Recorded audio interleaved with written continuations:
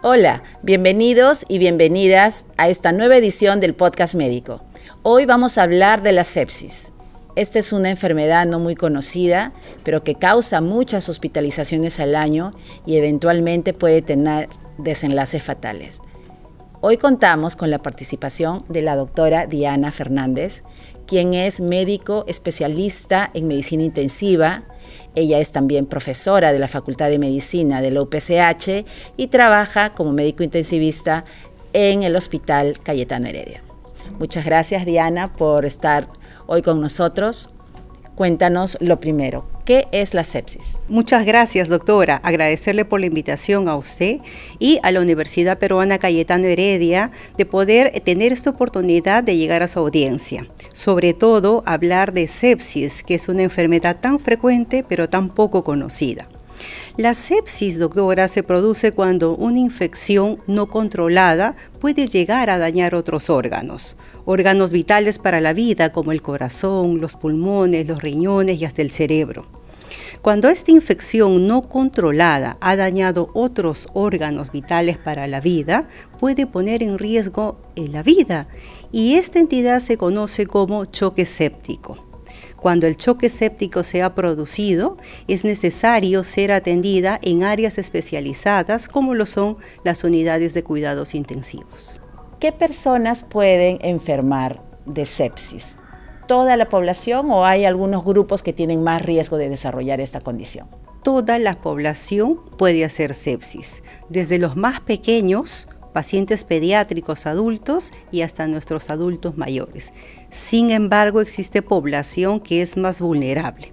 Esta población lo conforman personas con enfermedades crónicas como, por ejemplo, las personas con diabetes, las personas que tienen enfermedades en el corazón o en los pulmones, también personas que tienen problemas de riñón y reciben hemodiálisis, o pacientes que están en tratamientos oncológicos o reciben medicamentos inmunosupresores. Estas personas tienen mayor riesgo de hacer sepsis y hasta choque séptico. En el caso de una persona que está en casa, ¿cómo podría ser que sus familiares reconocieran que esta persona está cursando con sepsis? ¿Cuáles son esos síntomas que la familia puede reconocer en la persona que tiene sepsis? Esta me parece una de las preguntas más importantes. ¿Cómo reconocer si alguno de nuestros familiares tiene sepsis? Bien, cuando una infección no se ha controlado a pesar de un tratamiento adecuado, esta persona puede persistir con fiebre y malestar. Asimismo, puede progresar a dañar otros órganos y puede sentir dificultad para respirar. Puede ver que orina menos cada vez, incluso estar somnoliento todo el día. Cuando esto está pasando, nos está poniendo en alerta de que la persona puede estar haciendo sepsis y debe acudir por emergencia del hospital más cercano a su vivienda para recibir atención oportuna. ¿Cuáles son las causas de esa sepsis? ¿Siempre van a ser bacterias o pueden ser hongos? ¿Qué causa la sepsis? La sepsis puede generarlo cualquier germen. Cualquier bacteria, virus u hongo puede desencadenar sepsis. En el caso que una persona acuda al hospital o a una clínica porque tiene síntomas y el médico sospecha que el paciente tiene sepsis o shock séptico, ¿qué exámenes le van a solicitar a esa persona para determinar si tiene o no tiene esta condición? Al estar ante una condición bastante riesgosa para la vida, se suelen solicitar algunos exámenes de laboratorio específicos para descartar si la persona tiene o no una infección. Dentro de esos exámenes se suele solicitar exámenes de cultivos. Se suele cultivar la sangre para descartar o confirmar que existe una bacteria u otro tipo de germen en la sangre, así como cultivos dirigidos hacia la zona de donde sospechamos la infección. Por ejemplo, cultivos de la secreción de los pulmones, si sospechamos que se trata de una neumonía, o cultivo de orina, si sospechamos que el foco de infección es el foco urinario, entre otras zonas del cuerpo que requieran cultivo. ¿Y qué tratamientos están disponibles para estas infecciones? Dependerá de cuál es el órgano que originalmente estaba afectado o finalmente existe un solo tratamiento para esta condición? El tratamiento más importante para pacientes o personas con sepsis es la administración precoz de antibióticos. Cuanto antes se administren antibióticos, mejor. Y es importante poner énfasis en que esta administración de antibióticos debe ser realizada por personal de salud capacitado y competente. ¿Y qué rol tiene la unidad de cuidados intensivos en el manejo de un paciente con sepsis? Cuando los pacientes tienen sepsis y más aún han progresado a la falla de otros órganos, lo que nosotros denominamos choque séptico, estas personas deben ser atendidas en las unidades de cuidados intensivos. Estas áreas son áreas sumamente especializadas, ya que se brinda soporte artificial de vida a los pacientes críticamente enfermos. Se les ofrece respiración artificial dentro de otras estrategias artificiales para estos pacientes hasta que ellos van recuperando la función de sus órganos. Si un paciente acude a un centro de salud donde no se le puede dar esa atención en una unidad de cuidado crítico, ¿qué debería hacerse en esos casos? Inmediatamente debe referirse. Inmediatamente este paciente que tiene síntomas de un cuadro séptico, septicémico o choque séptico, debe ser referido inmediatamente a una emergencia del hospital más cercano al centro de salud, posta de salud o de su vivienda.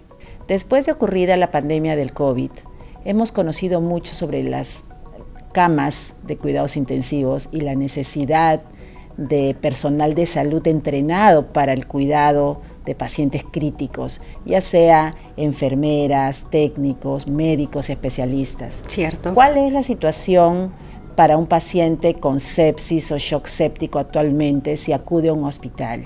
Estemos o no estemos en una situación de emergencia, lo que nuestro país necesita son 3.000 camas UCI y similar número de médicos especialistas en medicina intensiva, es decir, cuidados intensivos.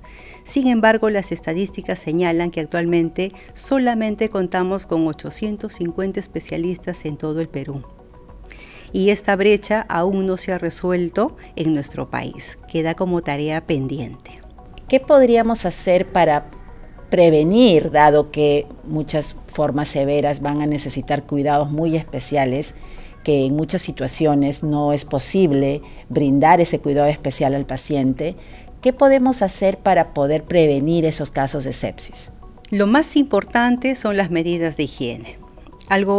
Las medidas preventivas van a venir desde casa, desde una buena higiene de manos, mantener un adecuado orden e higiene dentro de la casa y también en nuestras calles, así como otras medidas un poco más específicas como lo son el saneamiento global, el acceso a agua potable y desagüe, así como el acceso a la vacunación global, la vacunación de las poblaciones infantiles, adultos mayores y de la población más vulnerable, es decir, de las personas que tienen enfermedades crónicas, personas con enfermedades oncológicas, personas con tratamiento inmunosupresor, con enfermedades pulmonares, enfermedades renales, requieren vacunación. Se sabe que la causa más importante de sepsis a nivel hospitalario es la neumonía. Y en ese sentido la vacunación cobra una importancia. La vacunación contra el neumococo, la influenza, pueden prevenir una neumonía que luego progrese a un choque séptico. En ese sentido, ¿qué comentario tendría en relación a la necesidad de que las personas con enfermedades crónicas, ya sea cáncer, diabetes, enfermedades pulmonares crónicas, acudan de manera regular a sus controles médicos? Por supuesto, el control de las enfermedades también es una piedra angular para que esto no suceda. Entonces yo invito a toda la población a estar protegido contra las infecciones, a vacunarse, a mantener la higiene de los hogares y de las manos, así como una conducta responsable en el cuidado de la salud.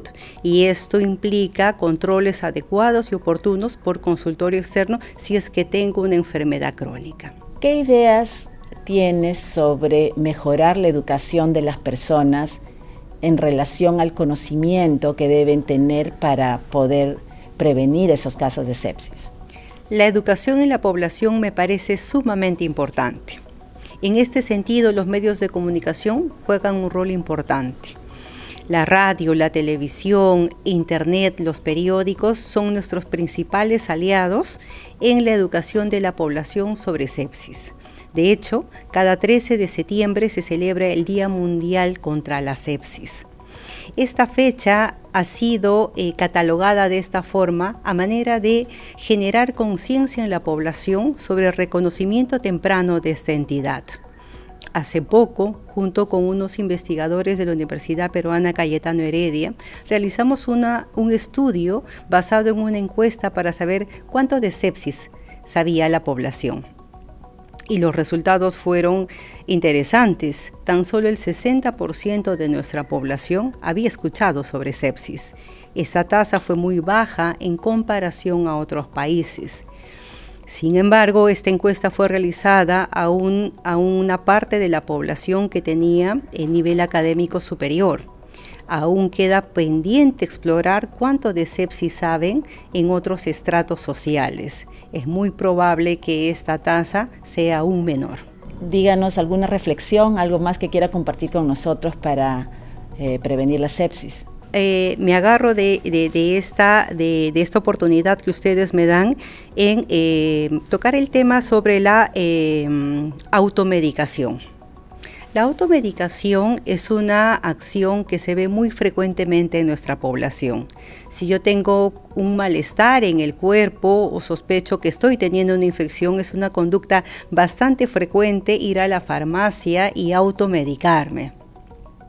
Sin embargo, esta conducta puede ser muy peligrosa, porque puede ser que yo tenga un cuadro infeccioso que puede estar parcialmente controlado con esta medicación o nada controlada con esta medicación, entonces me puede generar una falsa sensación de seguridad. Y esto puede generar que la infección progrese y dañe otros órganos, y en ese momento sí nos encontremos frente a un cuadro de sepsis que muy probablemente y con mayor seguridad va a progresar a choque séptico, y esto va a requerir ingreso a las unidades de cuidados intensivos con incremento de la probabilidad de muerte. Entonces, me gustaría generar una reflexión en la población acerca de la automedicación, evitar la automedicación en nuestra población. Muchas gracias, doctora Diana, por haber compartido esta importante información sobre sepsis. Recordar que todos en casa podemos aportar para la prevención de la sepsis con medidas tan simples como la limpieza de manos, mantener nuestro carnet de vacunación, tanto para los niños, las personas adultas mayores y también las personas con enfermedades crónicas. Y no se olvide de sintonizar nuestro canal digital cayetano.plus.